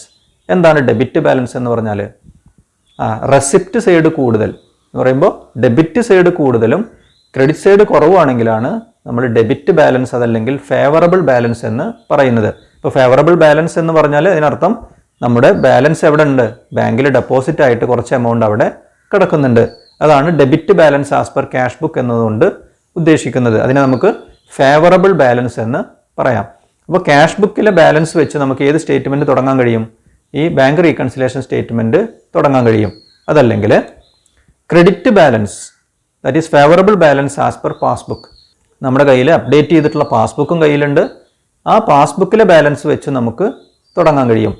നമ്മൾ ബാങ്കിലേക്ക് ഡെപ്പോസിറ്റ് ചെയ്യുന്ന സമയത്ത് ആ ഡെപ്പോസിറ്റ് ചെയ്യുന്ന എമൗണ്ടുകളെല്ലാം ബാങ്ക് അവരുടെ ലെഡ്ജർ ബുക്കിൽ നമ്മുടെ അക്കൗണ്ടിൽ ക്രെഡിറ്റ് ആണ് ചെയ്യാറുള്ളത്. എന്താണ് കാരണം? നമ്മുടെ അക്കൗണ്ടിൽ ക്രെഡിറ്റ് ചെയ്യാനുള്ള കാരണം എന്താ? നമ്മൾ ക്യാഷ് ഡെപ്പോസിറ്റ് ചെയ്ത് കഴിഞ്ഞാൽ അവരുടെ ലയബിലിറ്റിയാണ് ഇൻക്രീസ് ചെയ്യുന്നത്. അവർക്ക് നമ്മളൊരു ബാധ്യതയാണ്. കാരണം നമ്മൾ ഡെപ്പോസിറ്റ് ചെയ്ത എമൗണ്ട് നമ്മൾ ആവശ്യപ്പെടുന്ന സമയത്ത് തിരിച്ചിങ്ങോട്ട് തന്നെ തരണം. അപ്പം അങ്ങനെ നമ്മൾ ഡെപ്പോസിറ്റ് ചെയ്യുന്ന എമൗണ്ടുകളൊക്കെ അവരുടെ ലെഡ്ജർ അക്കൗണ്ടിൽ ക്രെഡിറ്റ് ചെയ്യും. ആ ക്രെഡിറ്റ് ചെയ്തതിൻ്റെ ഒരു കോപ്പിയാണ് നമുക്ക് പാസ്ബുക്കിലൂടെ തരുന്നത്. അപ്പോൾ നമ്മൾ ഡെപ്പോസിറ്റ് ചെയ്യുന്ന എമൗണ്ടുകൾ ക്യാഷ് ബുക്കിൽ നമ്മൾ ഡെബിറ്റാണ് ചെയ്യുന്നതെങ്കിൽ അതേ എമൗണ്ട് പാസ്ബുക്കിൽ രേഖപ്പെടുത്തുന്ന സമയത്ത് അത് ക്രെഡിറ്റിലാണ് നമുക്ക് കാണാൻ കഴിയുന്നത്. അങ്ങനെ ക്രെഡിറ്റ് കൂടുതലാണെങ്കിൽ, നമ്മൾ ഡെപ്പോസിറ്റ് ചെയ്ത എമൗണ്ട് വിഡ്രോ ചെയ്ത എമൗണ്ടിനേക്കാൾ കൂടുതലാണെങ്കിൽ അതിനെ നമുക്ക് ഫേവറബിൾ ബാലൻസ് അതല്ലെങ്കിൽ credit balance as per passbook എന്ന് പറയാൻ കഴിയും. അപ്പോൾ പാസ്ബുക്കിലെ ആ ഫേവറബിൾ ബാലൻസ് വെച്ച് നമുക്ക് എന്ത് തുടങ്ങാൻ കഴിയും? ബാങ്ക് റീകൺസിലേഷൻ സ്റ്റേറ്റ്മെൻറ്റ് തുടങ്ങാൻ കഴിയും. Then credit balance, that is unfavourable balance or over draft as per cash book. ഞാൻ നേരത്തെ പറഞ്ഞു ക്യാഷ് ബുക്കിന് 2 സൈഡുകളുണ്ട്. റെസിപ്റ്റ് സൈഡും ഉണ്ട്, പേയ്മെൻറ്റ് സൈഡും ഉണ്ട്. ഇപ്പോൾ പേയ്മെൻറ്റ് സൈഡാണ് കൂടുതലെങ്കിൽ, ക്രെഡിറ്റ് സൈഡാണ് കൂടുതലെങ്കിൽ അതിനെ പറയുന്ന പേര് ക്രെഡിറ്റ് ബാലൻസ് എന്നാണ്. എന്ന് പറഞ്ഞാൽ റെസിപ്റ്റ് കുറവും പേയ്മെൻറ്റ് കൂടുതലുമാണ്. അങ്ങനെ വരുമ്പോൾ അതിനർത്ഥം ബാങ്കിൽ ഓവർ ഡ്രാഫ്റ്റ് ആയിട്ടുള്ള കാര്യങ്ങളാണ് നമ്മൾ ചെയ്തുകൊണ്ടിരിക്കുന്നത്. ബാങ്കിൽ ഡെപ്പോസിറ്റ് ഉള്ളതിനേക്കാൾ കൂടുതൽ എമൗണ്ട് നമ്മൾ പേയ്മെൻറ്റുകൾ നടത്തിയിട്ടുണ്ട്. അതിന് നമുക്ക് അൺഫേവറബിൾ ബാലൻസ് അതല്ലെങ്കിൽ credit balance as per cash book എന്നാണ് പറയുന്നത്. അങ്ങനെ credit balance as per cash book ആണെങ്കിലും ആ ബാലൻസ് വെച്ചിട്ട് നമുക്ക് എന്ത് തുടങ്ങാൻ കഴിയും? ബാങ്ക് റീകൺസിലേഷൻ സ്റ്റേറ്റ്മെൻറ്റ് തുടങ്ങാൻ കഴിയും. Then debit balance or unfavourable balance or over draft as per passbook. അങ്ങനെ ബാങ്കിൽ നിന്ന് നമ്മൾ ഓവർ വിഡ്രോ ചെയ്തിട്ടുണ്ടെങ്കിൽ, ഡെപ്പോസിറ്റിനേക്കാൾ കൂടുതൽ എമൗണ്ട് നമ്മൾ പേയ്മെൻറ്റുകൾ നടത്തിയിട്ടുണ്ടെങ്കിൽ അതിനർത്ഥം അത്രയും ക്യാഷ് നമ്മൾ ആർക്ക് കൊടുക്കാനുണ്ട്? ബാങ്കിലേക്ക് കൊടുക്കാനുണ്ട്. എന്ന് പറയുമ്പോൾ ബാങ്കിന് അത്രയും എമൗണ്ട് നമ്മുടെ കയ്യിൽ നിന്ന് കിട്ടാനുണ്ട്. അങ്ങനെയാണെങ്കിൽ പാസ്ബുക്കിന് ഡെബിറ്റ് ബാലൻസ് ആണ് വരുന്നത്. അങ്ങനെ വരുമ്പോൾ നമ്മൾ ബാങ്കിന് എന്തായിട്ട് വരും? ഒരു അസറ്റായിട്ട് വരും. നമ്മൾ ഡെപ്പോസിറ്റർ അല്ല, പകരം നമ്മൾ അവിടുന്ന് അധികം എമൗണ്ട് വിഡ്രോ ചെയ്ത് ഓവർ ഡ്രാഫ്റ്റ് നമ്മൾ അവൈൽ ചെയ്തിട്ടുണ്ട്. അങ്ങനെ വരുമ്പോൾ അതൊരു അൺഫേവറബിൾ ബാലൻസ് ആണ്. നമ്മൾ ബാങ്കിലേക്ക് ക്യാഷ് അങ്ങോട്ട് കൊടുക്കാനാണുള്ളത്. ആ ബാലൻസ് വെച്ചിട്ട് നമുക്ക് എന്ത് തുടങ്ങാൻ കഴിയും? ബാങ്ക് റീകൺസിലേഷൻ സ്റ്റേറ്റ്മെൻറ്റ് തുടങ്ങാൻ കഴിയും. ഈ 4 ബാലൻസുകളിൽ ഏതെങ്കിലും ഒരു ബാലൻസ് വെച്ച് നമുക്ക് ഏത് സ്റ്റേറ്റ്മെൻറ്റ് തുടങ്ങാൻ കഴിയും? ബാങ്ക് റീകൺസിലേഷൻ സ്റ്റേറ്റ്മെൻറ്റ് തുടങ്ങാൻ കഴിയും. ക്യാഷ് ബുക്കിലെ ബാലൻസ് വെച്ചാണ് തുടങ്ങുന്നതെങ്കിൽ ഈ സ്റ്റേറ്റ്മെൻറ്റ് അവസാനിക്കുന്ന സമയത്ത് നമ്മൾ എത്തിച്ചേരുന്നത് പാസ്ബുക്കിലെ ബാലൻസിലാണ്. ദെൻ പാസ്ബുക്ക് ബാലൻസ് വെച്ചിട്ടാണ് നമ്മൾ ഈ ബാങ്ക് റീകൺസിലേഷൻ സ്റ്റേറ്റ്മെൻറ്റ് തുടങ്ങിയതെങ്കിൽ ഈ സ്റ്റേറ്റ്മെൻറ്റ് എഴുതി അവസാനിക്കുന്ന സമയത്ത് നമ്മൾ ക്യാഷ് ബുക്ക് ബാലൻസിലാണ് എത്തിച്ചേരുന്നത്. ഇനി ഒരു ബാങ്ക് റീകൺസിലേഷൻ സ്റ്റേറ്റ്മെൻറ്റിൻ്റെ ഫോർമാറ്റ് പരിചയപ്പെടാം. ഏറ്റവും മുകളിലായിട്ട് bank reconciliation statement of dash, അവിടെ ആ ഫേമിൻ്റെ പേരാണ് എഴുതേണ്ടത്. ദെൻ ആസ് ഓൺ, അവിടെ ഡേറ്റ് എഴുതണം. എന്നാണോ ബാങ്ക് റീകൺസിലേഷൻ സ്റ്റേറ്റ്മെൻറ്റ് തയ്യാറാക്കുന്നത് ആ ഡേറ്റാണ് അവിടെ രേഖപ്പെടുത്തേണ്ടത്. ഇതിൽ പ്രധാനമായിട്ടും 4 കോളങ്ങളാണുള്ളത്. First column serial number. ഈ റീകൺസിലേഷൻ സ്റ്റേറ്റ്മെൻറ്റിൽ നമ്മൾ രേഖപ്പെടുത്തുന്ന ഓരോ എൻട്രികളും അതിനൊക്കെ നമുക്ക് എന്ത് കൊടുക്കാൻ കഴിയും? സീരിയൽ നമ്പറുകൾ കൊടുക്കാൻ കഴിയും. Then second column particulars. ഈ 2 ബുക്കുകളിലെ ബാലൻസുകൾ തമ്മിൽ ഡിഫറൻസ് കണ്ടെത്തി കഴിഞ്ഞാൽ അതിനുള്ള കാരണങ്ങൾ നമ്മൾ കണ്ടെത്തണം. ആ കാരണങ്ങളാണ് പർട്ടിക്കുലേഴ്സ് കോളത്തിൽ പ്രധാനമായിട്ടും രേഖപ്പെടുത്തേണ്ടത്. ദെൻ പ്ലസ് എമൗണ്ട് കോളം വരുന്നുണ്ട്, മൈനസ് എമൗണ്ട് കോളം വരുന്നുണ്ട്. ആഡ് ചെയ്യേണ്ട എമൗണ്ടുകൾ ഉണ്ടെങ്കിൽ അത് ആ പ്ലസ് കോളത്തിൽ എഴുതണം. ദെൻ ചില എമൗണ്ടുകൾ നമുക്ക് ഈ സ്റ്റേറ്റ്മെൻറ്റിൽ കുറച്ച് എഴുതാനുണ്ടാവും, അതാണ് മൈനസ് എമൗണ്ട് കോളത്തിൽ രേഖപ്പെടുത്തേണ്ടത്. നമ്മൾ നേരത്തെ പറഞ്ഞ 4 ബാലൻസിലെ ഏതെങ്കിലും ഒരു ബാലൻസ് വെച്ച് നമുക്ക് ഈ സ്റ്റേറ്റ്മെൻറ്റ് തയ്യാറാക്കാൻ കഴിയും. ഇതിൽ ആദ്യം എഴുതിയിട്ടുള്ളത് ഏത് ബാലൻസ് ആണ്? Balance as per cash book, that is favourable balance. ആ ബാലൻസ് എഴുതേണ്ടത് പ്ലസ് എമൗണ്ട് കോളത്തിലാണ്. ഇതിൽ നിന്ന് മനസ്സിലാക്കേണ്ടത് നമ്മുടെ ക്യാഷ് എവിടെ ഉണ്ട്? ഡെപ്പോസിറ്റ് ആയിട്ട് ബാങ്കിലുണ്ട്. ആ എമൗണ്ട് ആണ് ഇവിടെ രേഖപ്പെടുത്തേണ്ടത്. അതിനുശേഷം entries on account of which the balance as per cash book is lesser in comparison to the balance as per passbook. Balance as per cash book രേഖപ്പെടുത്തി കഴിഞ്ഞാൽ പിന്നീട് നമ്മൾ ചെയ്യേണ്ടത് ഈ ഡിഫറൻസിനുള്ള കാരണങ്ങൾ നമ്മൾ കണ്ടെത്തിയിട്ടുണ്ട്. ആ കാരണങ്ങളെല്ലാം 1 by 1 ആയിട്ട് നമ്മൾ വിശകലനം ചെയ്യണം. അതിൽ ഓരോ എൻട്രികളും അല്ലെങ്കിൽ ഓരോ കോസസും നമ്മൾ പരിഗണിക്കണം. അങ്ങനെ ഓരോ കോസസും നമ്മൾ വിശകലനം ചെയ്യുമ്പോൾ ക്യാഷ് ബുക്ക് കുറയാൻ സാഹചര്യം ഉണ്ടാക്കിയിട്ടുള്ള ഏതൊക്കെ കാരണങ്ങളുണ്ടോ അതൊക്കെയാണ് നമ്മൾ ആദ്യം രേഖപ്പെടുത്തേണ്ടത്. അതിൻ്റെ എമൗണ്ട് രേഖപ്പെടുത്തേണ്ടത് പ്ലസ് എമൗണ്ട് കോളത്തിലാണ്. ക്യാഷ് ബുക്കിലെ എമൗണ്ട് കുറയാൻ കാരണമായിട്ടുള്ള കോസസാണ് ആദ്യം രേഖപ്പെടുത്തേണ്ടത്. Entries on account of which the balance as per cash book is lesser in comparison to the balance as per passbook. പാസ്ബുക്കിലെ ബാലൻസുമായിട്ട് കമ്പയർ ചെയ്യുമ്പോൾ ക്യാഷ് ബുക്കിലെ ബാലൻസ് കുറയാനുള്ള സാഹചര്യങ്ങൾ ആ കോസസിലുണ്ടെങ്കിൽ, ആ കാരണം കണ്ടെത്തിയതിലുണ്ടെങ്കിൽ അതാണ് നമ്മൾ ആദ്യം രേഖപ്പെടുത്തേണ്ടത്. അതിൻ്റെ എമൗണ്ട് എഴുതേണ്ടത് പ്ലസ് എമൗണ്ട് കോളത്തിലാണ്. ദെൻ അതിനുശേഷം entries on account of which the balance as per cash book is higher in comparison to the balance as per passbook. Then ഇനി നമ്മൾ കാരണങ്ങൾ വീണ്ടും വിശകലനം ചെയ്യണം. ക്യാഷ് ബുക്കിലെ ബാലൻസ് പാസ്ബുക്കിലെ ബാലൻസിനേക്കാൾ കൂടാൻ ഇടയായിട്ടുള്ള കാരണങ്ങൾ കണ്ടെത്തി ആ എമൗണ്ടുകൾ മൈനസ് എമൗണ്ട് കോളത്തിലും രേഖപ്പെടുത്തണം. അപ്പോൾ ആ കോസസ് ആദ്യം എഴുതണം. അതിൻ്റെ എമൗണ്ടുകൾ രേഖപ്പെടുത്തേണ്ടത് എവിടെയാണ്? മൈനസ് എമൗണ്ട് കോളത്തിലാണ്. ഇങ്ങനെ എല്ലാ കോസസും നമ്മൾ വിശകലനം ചെയ്ത് കഴിഞ്ഞാൽ ഈ സ്റ്റേറ്റ്മെൻറ്റ് നമ്മൾ ബാലൻസ് ചെയ്യണം. പ്ലസ് എമൗണ്ട് കോളത്തിലെ ടോട്ടലാണ് കൂടുതലെങ്കിൽ ആ എമൗണ്ട് ടോട്ടലായിട്ട് രേഖപ്പെടുത്തണം. അതിനുശേഷം ആ ടോട്ടലിൽ നിന്ന് മൈനസ് കോളത്തിലുള്ള എമൗണ്ടുകൾ മൈനസ് ചെയ്യുമ്പോൾ നമുക്ക് എന്ത് കിട്ടും? ബാലൻസ് കിട്ടും. ഈ ബാലൻസിനെയാണ് നമ്മൾ ബാലൻസ് ആസ് പെർ പാസ്ബുക്ക് എന്ന് പറയുന്നത്. ക്യാഷ് ബുക്ക് ബാലൻസിലാണ് നമ്മൾ തുടങ്ങിയത്. എവിടെയാണ് നമ്മൾ അവസാനിച്ചത്? പാസ്ബുക്കിലെ ബാലൻസിലാണ് അവസാനിച്ചത്. അപ്പോൾ പ്ലസ് എമൗണ്ട് കോളാണ് കൂടുതലെങ്കിൽ നമുക്ക് അവസാനം കിട്ടുന്ന ബാലൻസും ഫേവറബിൾ ബാലൻസ് ആണ്. ഇനി നമുക്ക് കിട്ടുന്നത് മൈനസ് എമൗണ്ട് ആണ് കൂടുതൽ വരുന്നതെങ്കിൽ നമുക്ക് അവസാനം കിട്ടുന്ന ബാലൻസ് അൺഫേവറബിൾ ബാലൻസ് ആയിട്ടാണ് നമ്മൾ കണക്കാക്കേണ്ടത്. ഇനി സ്റ്റേറ്റ്മെൻറ്റിൽ വരാവുന്ന പ്രധാനപ്പെട്ട എല്ലാ കോസസും നമുക്ക് 1 by 1 ആയിട്ട് മനസ്സിലാക്കാം. ആദ്യം balance as per cash book favourable balance ആണ്, പ്ലസ് എമൗണ്ട് കോളത്തിൽ രേഖപ്പെടുത്തിയിട്ടുണ്ട്. ഇനി ഇതിനോടുകൂടി ആഡ് ചെയ്യാനുള്ള അതല്ലെങ്കിൽ പ്ലസ് എമൗണ്ട് കോളത്തിൽ വരാവുന്ന മാക്സിമം കോസസ് ആണ് നമ്മൾ വിശകലനം ചെയ്യുന്നത്. അതിൽ first one, cheques issued but not presented for payment. ഒരു സപ്ലയർക്ക് നമ്മൾ ചെക്ക് പേയ്മെൻറ്റ് നടത്തി. ചെക്ക് പേയ്മെൻറ്റ് നടത്തുമ്പോൾ അത് ക്യാഷ് ബുക്കിൽ രേഖപ്പെടുത്തും. ക്യാഷ് ബുക്കിൽ പേയ്മെൻറ്റ് സൈഡിലാണ് രേഖപ്പെടുത്തുന്നത്. അതോടുകൂടി ക്യാഷ് ബുക്കിലെ ബാലൻസ് കുറയും. ഈ ട്രാൻസാക്ഷൻ എവിടെ രേഖപ്പെടുത്തിയിട്ടില്ല? പാസ്ബുക്കിൽ രേഖപ്പെടുത്തിയിട്ടില്ല. അപ്പോൾ പാസ്ബുക്കിലെ ബാലൻസ് കൂടുതലായിട്ടിരിക്കും. പാസ്ബുക്കിലെ ബാലൻസ് കൂടുതലും ക്യാഷ് ബുക്കിലെ ബാലൻസ് കുറവുമാണ് വരുന്നത്. അങ്ങനെ വരുമ്പോൾ ഇത് ക്യാഷ് ബുക്കിലെ ബാലൻസ് കുറയാനുള്ള ഒരു കാരണമാണ്. അതുകൊണ്ട് നമ്മളത് എന്ത് ചെയ്യണം? അത് ആഡ് ചെയ്യണം. Then interest allowed by bank. ഒരു പർട്ടിക്കുലർ പീരീഡിലേക്കുള്ള ഇൻട്രസ്റ്റ് ബാങ്ക് പാസ്ബുക്കിൽ ക്രെഡിറ്റ് ചെയ്തിട്ടുണ്ട്. അങ്ങനെ പാസ്ബുക്കിൽ മാത്രം അത് ക്രെഡിറ്റ് ചെയ്തിട്ടുണ്ടെങ്കിൽ പാസ്ബുക്കിലെ ബാലൻസ് കൂടുതലായിട്ട് വരും. അങ്ങനെയാകുമ്പോൾ ക്യാഷ് ബുക്കിലെ ബാലൻസ് കുറവാണ്. അപ്പോൾ ഈ ഇൻട്രസ്റ്റ് ക്രെഡിറ്റ് ചെയ്ത് കഴിഞ്ഞാലും ക്യാഷ് ബുക്കിലെ ബാലൻസ് ആണ് കുറവ് വരുന്നത്, പാസ്ബുക്കിലെ ബാലൻസ് കൂടുതലായിട്ട് വരും. അങ്ങനെ വരുമ്പോൾ ഇതും എന്ത് ചെയ്യണം? ഇതും ആഡ് ചെയ്യണം. Then amount directly deposited by customers. നമ്മുടെ ബാങ്ക് അക്കൗണ്ടിലേക്ക് ഒരു കസ്റ്റമർ നേരിട്ട് ക്യാഷ് ഡെപ്പോസിറ്റ് ചെയ്തു. അങ്ങനെ വരുമ്പോൾ പാസ്ബുക്കിലെ എമൗണ്ട് കൂടും. ക്യാഷ് ബുക്കിൽ അത് രേഖപ്പെടുത്താത്തത് കാരണം പാസ്ബുക്കുമായിട്ട് കമ്പയർ ചെയ്യുമ്പോൾ ക്യാഷ് ബുക്കിലെ ബാലൻസ് കുറവാണ്. അതുകൊണ്ട് തന്നെ ഈ എമൗണ്ട് എന്ത് ചെയ്യണം? കൂട്ടണം. അങ്ങനെ കൂട്ടിക്കഴിഞ്ഞാലാണ് നമ്മൾ എങ്ങോട്ട് എത്തുന്നത്?